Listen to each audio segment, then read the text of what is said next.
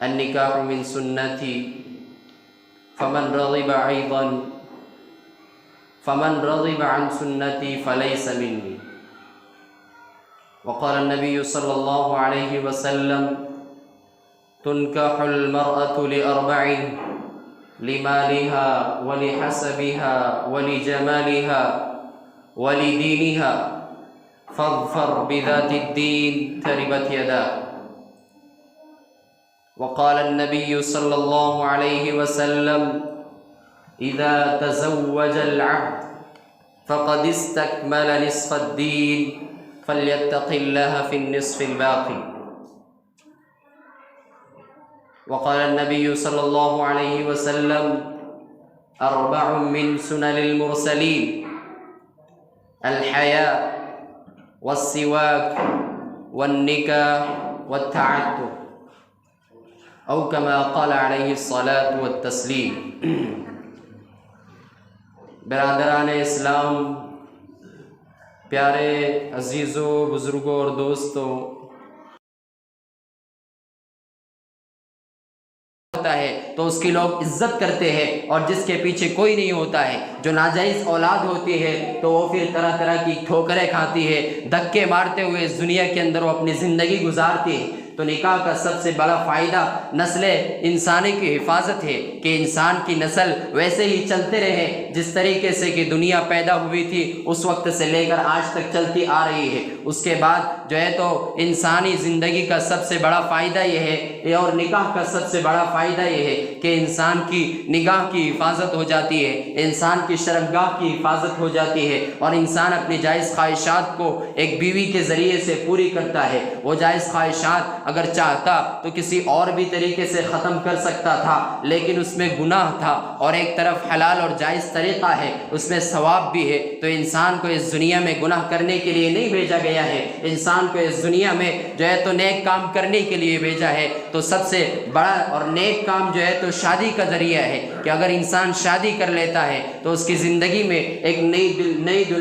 دلہن جو ہے تو آتی ہے. وہ اکیلا زندگی بسر کر رہا تھا، لیکن جیسے ہی اس کی شادی ہو جاتی ہے، جیسے ہی وہ کہتا ہے کہ میں نے نکاح کو قبول کر لیا، اس وقت ایک دوڑی ہوئی عورت اس کے گلے آ لگتی ہے اور اس کی زندگی کا ایک ہم سفر آ جاتا ہے. اس وقت اس کو چین اور سکون کی زندگی ملتی ہے. اس کو جو ہے تو اس کی تکلیفوں کو دور کرنے کے لیے اس کی عورت ہوتی ہے، اس کے غموں کو دور کرنے کے لیے اس کی عورتیں ہوتی ہے. وہ دن بھر جو تھک کر آتا ہے گھر میں اس کا استقبال کرنے کے لیے اس کی عورت ہوتی ہے. جو دن بھر جو ہے تو کڑے دھوپ کے اندر کام کر کے آتا ہے، اور دن بھر جو ہے تو بارش کے اندر کام کرتا ہے، دھوپ کے اندر کام کرتا ہے، تھکا ہارا انسان آتا ہے تو اس کی تھکاوٹ کو، اس کی جو ہے تو گرمی کو دور کرنے کے لیے، اس کو چین اور سکون دینے کے لیے اللہ رب العزت نے نکاح کا سسٹم جاری فرمایا ہے. اور اسی نکاح کے اندر خیر ہے، اسی نکاح کے اندر برکت ہے، اور اسی نکاح کو رسول اللہ صلی اللہ علیہ وسلم کی سنت قرار دیا گیا ہے، اور اسی نکاح کو انبیاء کرام اور ائمہ اعظام کی جو ہے تو سنت قرار دی گئی ہے. میں نے چند آیتیں اور حدیث کا سہارا لیا تھا خطبے کے درمیان میں، خطبے کی شروعات میں اسی کا ترجمہ کرتے ہوئے اپنے خطاب کو آگے لیتا چلوں گا. سب سے پہلے حدیث کے اندر ہے کہ اللہ رب العزت قرآن کریم کی آیت ہے، اللہ تعالیٰ فرماتے ہیں وَمِنْ آیَاتِهِ أَنْ خَلَقَكُم مِّنْ أَنفُسِكُمْ أَزْوَاجًا لِتَسْكُنُوا إِلَيْهَا وَجَعَلَ بَيْنَكُم مَّوَدَّةً وَرَحْمَةً کہ اللہ رب العزت اپنی نشانیاں بیان کر رہا ہے. ایک طرف تو زمین کو اپنی نشانی بتایا، آسمان کو اپنی نشانی بتایا ہے، یہ چرندے پرندے ایک نشانی ہے، یہ سمندر ایک نشانی ہے، یہ اتنا بڑا جہاں ایک نشانی ہے، وہاں پر ایک نشانی رب العالمین نے یہ بھی بتایا ہے کہ وَمِنْ آیَاتِهِ أَنْ خَلَقَكُم مِّنْ أَنفُسِكُمْ أَزْوَاجًا لِتَسْكُنُوا إِلَيْهَا کہ اللہ رب العزت نے اپنی نشانی بتایا کہ ہم نے تمہارے لیے، تمہارے درمیان، تمہیں میں سے ازواج یعنی جوڑے پیدا کیے ہیں تاکہ تم سکون حاصل کرے. لِتَسْكُنُوا إِلَيْهَا میں اپنی بات نہیں کہہ رہا ہوں، قرآن پاک کی بات میں آپ کو سنانے جا رہا ہوں کہ قرآن کہہ رہا ہے کہ نکاح جب انسان کرتا ہے تو اس کو چین اور سکون کی زندگی ملتی ہے، اس کو چین سکون کی روٹی ملتی ہے، اس کو چین سکون کی جو ہے تو آرام والی زندگی ملتی ہے. جب انسان نکاح نہیں کرتا ہے تو در در ٹھوکریں کھاتے پھرتا ہے، کبھی کھانا ہوتا ہے کبھی نہیں ہوتا ہے، کبھی جو ہے تو ایسے ہی بھوکا سو جاتا ہے، کبھی جو ہے تو ایسے ہی کپڑے پہن لیتا رہتا ہے, کبھی ایسے ہی جو ہے تو اپنے زندگی بسر کر لیتا ہے. لیکن جب انسان شادی کر لیتا ہے تو اس کے کپڑے بھی استری کیے ہوئے ملتے ہیں, اس کو کھانا بھی وقت پر ٹائم پر ملتا ہے, اس کو بستر بھی بچھا ہوا وقت پر ملتا ہے, اس کو کپڑے دھلے ہوئے بھی وقت پر ملتا ہے. وہ جب صبح اٹھ کر جاتا ہے اپنے بستر پر ویسے ہی چھوڑ کر جاتا ہے, لیکن جب وہ واپس آتا ہے تو بستروں کو اپنی جگہ پر بچھا ہوا نہیں پاتا ہے, بستروں کو اپنی جگہ پر اٹھا ہوا پاتا ہے. اور جو کپڑے اتار کر جاتا ہے وہ کپڑے دھلے ہوئے پھر سے استری کیے ہوئے اس کی خدمت میں حاضر کیے جاتے ہیں. وہ بھوکا پیاسا جاتا ہے, لیکن جب وہ شام کو آتا ہے تو اس کے سامنے چکن فرائی اور بریانی جو ہے تو رکھی ہوئی ہوتی ہے. یہ سب اس کی تھکاوٹ کو دور کرنے کے لیے ہوتا ہے, یہ سب اس کی جو ہے تو عزت و آبرو کی حفاظت کے لیے ہوتا ہے. تو میرے پیارے دوستوں اور بزرگوں, ہمیں ضرورت اس بات کی ہے کہ ہم میں سے جو نوجوان ہو چکے ہیں, جو نکاح کرنے کی طاقت رکھتے ہیں, جو نان و نفقہ اٹھانے کی برداشت رکھتے ہیں, جو کھانے کی اور بیوی کو خرچہ دینے کی طاقت رکھتے ہیں, تو انہیں چاہیے کہ وہ نکاح کر لے. آج ایک نوجوان صبح سے لے کر شام تک کم از کم 500 روپے تو آرام سے کما ہی لیتا ہے, اور 500 روپے وہ اکیلا ہی کھا جاتا ہے, تو کتنا بڑا ظلم ہے. تو اس کے لیے ضروری ہے کہ وہ 500 روپے میں کسی ایک ہم سفر کو اپنا ساتھی بنا لے, کسی ایک عورت کو اپنی زندگی کا ہم سفر بنا لے, تاکہ دونوں بھی جو ہے تو اس کو کھائیں اور دونوں بھی اس رزق سے فائدہ اٹھائیں, اور دونوں بھی اللہ رب العزت کے حکموں کو پورا کرنے والے بنے. آج ہمارے نوجوان ہیں جو بہت ہٹے کٹے ہو گئے ہیں, ہر طرح کی طاقت ان کے پاس موجود ہے, لیکن وہ اشارہ کرتے ہیں کہ پتہ نہیں باپ کی کب آنکھ کھلیں گی, اور باپ کی آنکھوں میں کب آنسو آئیں گے, اور باپ کی جیب میں کب پیسے آئیں گے, اور کب وہ میرا نکاح کرائیں گا, اور باپ کو پتہ نہیں کب جو ہے تو میری طرف دیکھے گا کہ اب یہ بڑا ہو گیا ہے. ارگ آپ کے پاس طاقت ہے, آپ کے پاس پیسے ہے, آپ کے پاس سہولت ہے, آپ کے پاس ہر چیز موجود ہے, تو آپ خود کہیے کہ والدین, آپ خود کہیے کہ میرے پیارے ابو, آپ جو ہے تو میں بڑا ہو چکا ہوں, میں نکاح کی طاقت رکھتا ہوں, میں استطاعت رکھتا ہوں, میں آپ کو تنگ نہیں کروں گا, آپ پر جو ہے تو بار برداری کا خرچہ نہیں رکھوں گا. انشاءاللہ اللہ رب العزت اگر چاہے گا تو میں خود جس نکاح کو حل کرنے کی کوشش کروں گا, میں خود یہ جو ہے تو اپنی طرف سے یہ کہتا ہوں کہ میں جہیز بھی نہیں لوں گا, میں رسم و رواج بھی نہیں کروں گا, میں جو ہے تو بارات بھی ساتھ نہیں لے کر جاؤں گا. ایک نوجوان کو یہ کہنا چاہیے, تبھی تو جا کر وہ جوان کہلانے کا حقدار ہوگا, تبھی تو جا کر وہ اللہ رب العزت کی دی ہوئی طاقت کو صحیح استعمال کہلانے کا حقدار ہوگا. آج ہمارا نوجوان جو ہے تو باپ کی طرف دیکھتا ہے اور پتہ نہیں اتنی ترسی ہوئی نگاہوں سے دیکھتا ہے, اس کو اشارہ بھی نہیں کرتے آتا ہے, اس کو بولتے بھی نہیں آتا ہے, لیکن جو ہے تو باپ بھی جو ہے تو تھکا ہوا ہوتا ہے, وہ بھی اپنی زندگی کے جو ہے تو آنسوؤں کو پوچھ رہا ہوتا ہے, اپنے غموں کو حل کر رہا ہوتا ہے, اس پر بھی جو ہے تو بہت ساری ذمہ داریاں ہوتی ہے. آپ کو بھی اللہ تعالیٰ نے اس کا سہارا بنایا ہے, آپ بھی تو کچھ کما کر دیجئے تاکہ باپ کا بھی جو ہے تو کمائی آسان ہو جائے اور آپ کے لیے بھی نکاح کرنا آسان ہو جائے. ورنہ آج ہمارے معاشرے کے اندر نکاح کو ہم نے ایک رسم بنا لیا ہے, نکاح کو ہم نے پتہ نہیں کیا بنایا ہے. نکاح ایک اتنا آسان ہے کہ وہ چند منٹ کے اندر ہوتا ہے, لیکن ہم نے چند منٹ کی رسم و رواج کو 7 دن تک کے لیے کر لیا ہے. شادی جب ہوتی ہے تو شادی سے کچھ دنوں سے پہلے ہی شادی کی تیاریاں ہوتی ہے. شادی جو ہے تو سب سے پہلے منگنی ہوتی ہے, سب سے پہلے تو دیکھنا پڑتا ہے کہ کہاں ہمیں اچھی عورت ملے گی, کہاں ہمیں اچھی لڑکی ملے گی, کہاں ہمیں جو ہے تو ایسی عورت ملے گی جو ہمیں سکون دے, زندگی ہماری اطمینان کے ساتھ گزارے. اور ہونا بھی چاہیے اور ڈھونڈنا بھی چاہیے ایسی عورت تاکہ ہم اپنی زندگی آسانی کے ساتھ گزارے. میں اپنی بات نہیں کہتا, حدیث کی بات کہتا ہوں. نبی کریم صلی اللہ علیہ وسلم نے ارشاد فرمایا ہے, تنکح المرأة لأربع لمالها ولحسبها ولجمالها ولدینها فاظفر بذات الدین تربت یداک, کہ عورت کی وجہ سے نکاح کیا جاتا ہے, کسی عورت سے نکاح کیا جاتا ہے 4 چیزوں کی وجہ سے, یا تو اس کے مال کی وجہ سے, یا اس کے حسب کی وجہ سے, یا تو اس کی شرافت کی وجہ سے, یا اس کی خوبصورتی کی وجہ سے, یا اس کی دینداری کی وجہ سے. کوئی مرد شادی کرتا ہے کہ بہت بڑا جائیداد والا ہے, پراپرٹی والا ہے, جو ہے تو ٹھیکیدار ہے, امیر ہے, بہت بڑا جو ہے تو اس کے پاس کاروبار ہے, اور کئی ایکڑوں کا مالک ہے, اور کئی ٹرکوں کا مالک ہے, اور کئی بینک بیلنس اس کے پاس ہے. تو ہمیں چاہیے کہ ہم اس عورت سے نکاح کریں. کوئی یہ کر لیتا ہے, لیکن دوسرا کوئی نکاح کرتا ہے, بہت خوبصورت عورت ہے, بہت اچھی لگتی ہے, اس کی خوبصورتی پہ میں اپنی جان دینے کے لیے تیار ہوں. کوئی اسی جو ہے تو اس کو دیکھ کر نکاح کرتا ہے, اور کوئی اس وجہ سے نکاح نکاح کرتا ہے کہ جو ہے تو بہت حسب نسب والا ہے، یہ بہت بڑا جو ہے تو بہت بڑے خاندان والا ہے، اس کا حسب نسب بہت اچھا ہے، اور کوئی دینداری دیکھ کر جو ہے تو نکاح کرتا ہے، ہم تو ایسے ہی رسمی طور پر یہ کہہ لیتے ہیں کہ بھائی لڑکی قرآن پڑھی ہوئی ہے یا نہیں، ہم تو یہ پوچھتے بھی نہیں ہیں کہ لڑکی 5 وقت کی نماز پڑھتی ہے یا نہیں، ماں باپ کی خدمت کرتی ہے یا نہیں، کبھی قرآن کو کھول کر دیکھتی ہے یا نہیں، کبھی جو ہے تو نیکی کا اہتمام کرتی ہے یا نہیں۔ ہم تو سب سے پہلے جائیں گے تو یہ پوچھیں گے اس کو کھانا پکانا آتا ہے یا نہیں، وہ جو ہے تو گھریلو رسم و رواج کو نبھا سکتی ہے یا نہیں۔ یہ کون سی جو ہے تو عقل مندی کی بات ہے؟ نبی کریم صلی اللہ علیہ وسلم خود یہ ارشاد فرما رہے ہیں، فَاظْفَرْ بِذَاتِ الدِّينِ، ہمیں چاہیے کہ ہم جو ہے تو دین والی عورت سے نکاح کریں۔ اگر ہم دیندار عورت سے نکاح کریں گے تو ہمیں بہت سارے فوائد حاصل ہوں گے، وہ جھگڑے سے بھی بچیں گا، وہ چین اور سکون کی زندگی گزارے گا، اسے ہر وقت کٹ کٹ اور کٹ کٹ کی باتیں نہیں سننے پڑے گی، ہر وقت اس کو جو ہے تو اس کی بیوی اس کو جو ہے تو بازار کے چکر نہیں کرائیں گی، ہر وقت اس کو شاپنگ مال میں نہیں لے جائیں گی،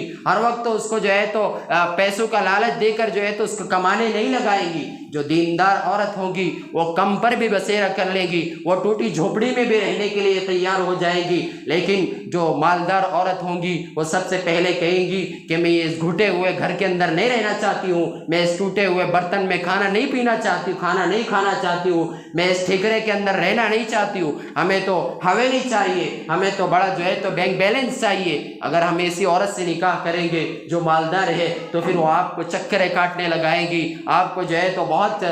پوری دنیا گھمانے لگائے گی۔ لیکن اگر آپ ایک دیندار عورت سے نکاح کریں گے تو پھر آپ اپنی زندگی میں ایک چین، سکون اور راحت محسوس کریں گے۔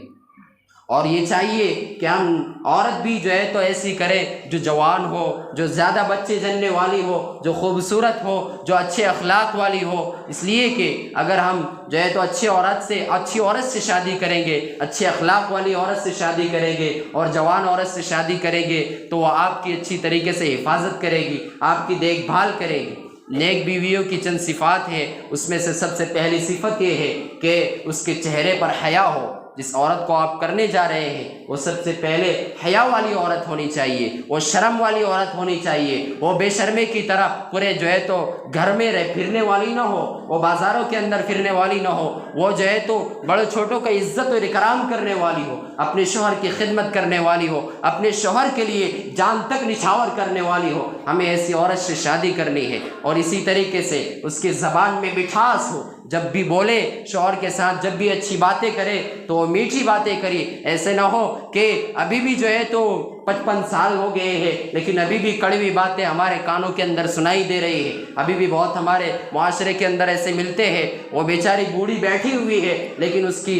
جو ہے تو آواز سے گھر کے اندر سناٹا چھایا ہو جاتا ہے، گھر کے اندر جو ہے تو بہو اور بہن اور سسر والے یہ سارے جو ہے تو تھراتے ہیں اس بوڑھی کی آواز سے۔ تو ہمیں ضرورت اس بات کی ہے کہ ہم ایسی عورت سے شادی کریں جو پکی اور سچی ہو، جو پیاری ہو، جو محبتیں بانٹنے والی عورت ہو، اور اسی طریقے سے اس کا دل بھی پاک صاف ہو، اس کا دل بھی پاک صاف ہو۔ اور چوتھی نشانی یہ بتائی گئی ہے کہ اس کا ہاتھ جو ہے تو کام کاج کے اندر مصروف ہو، کبھی اپنے شوہر کی خدمت کرتی ہو، کبھی اپنے بچوں کی دیکھ بھال کر رہی ہوتی ہو، کبھی اپنے گھر کی صفائی کر رہی ہوتی ہے، کبھی جو ہے تو اپنے گھر کے میلے کچیلے کپڑوں اور برتنوں کو صاف کر رہی ہوتی ہے۔ ہمیں ایسی عورتوں سے شادی کرنے کی شریعت نے اجازت دی۔ میرے پیارے دوستوں اور بزرگوں، شادی کے عنوان پر اگر بولنے بیٹھیں گے تو کئی ہفتے گزر جائیں گے، کئی سال گزر جائیں گے، لیکن یہ عنوان ختم نہیں ہو سکتا ہے، اس لیے کہ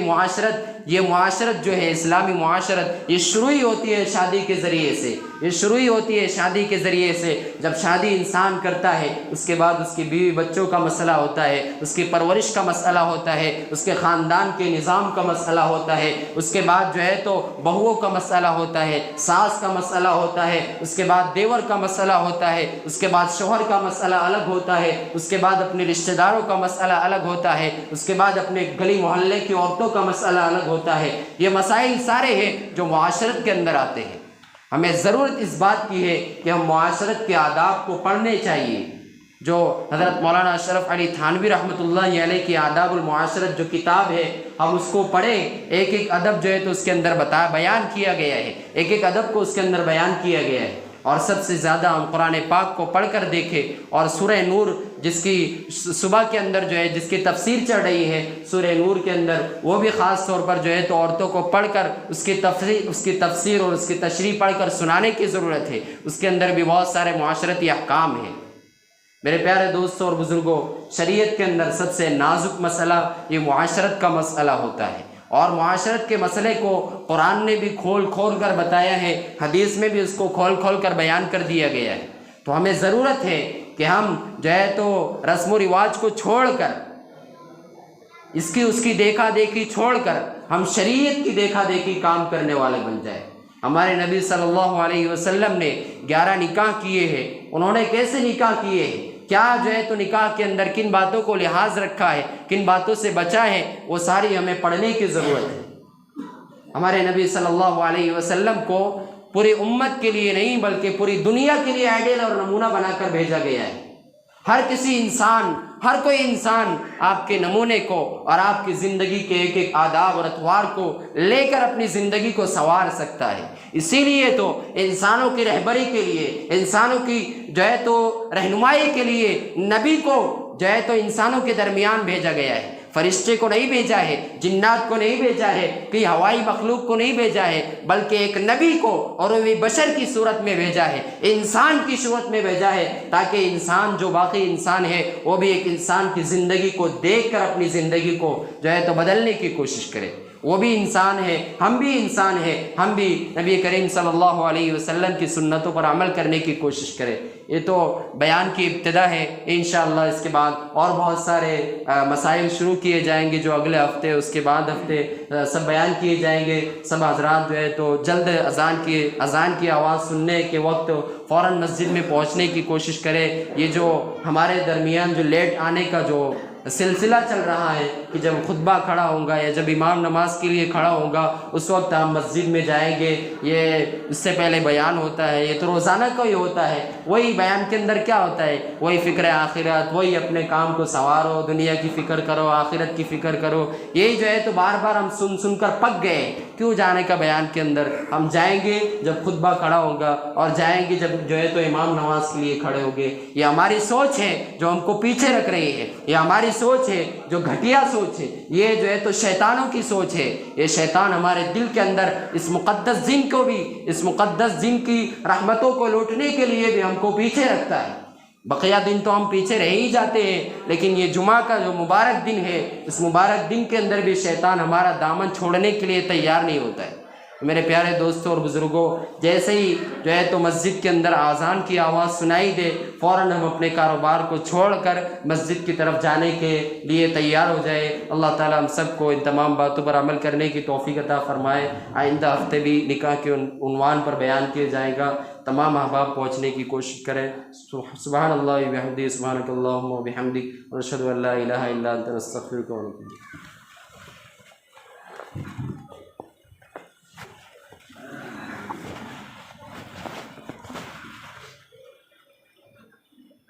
اللہ اکبر، اللہ اکبر، اللہ اکبر، اللہ اکبر، اشہد ان لا الہ الا اللہ، اشہد ان لا الہ الا اللہ،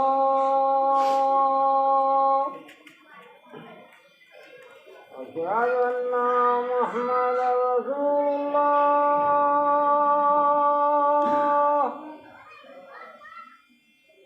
اشہد ان محمد رسول اللہ،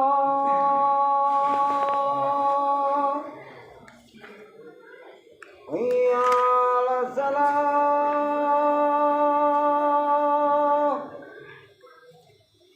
حی علی الصلاۃ،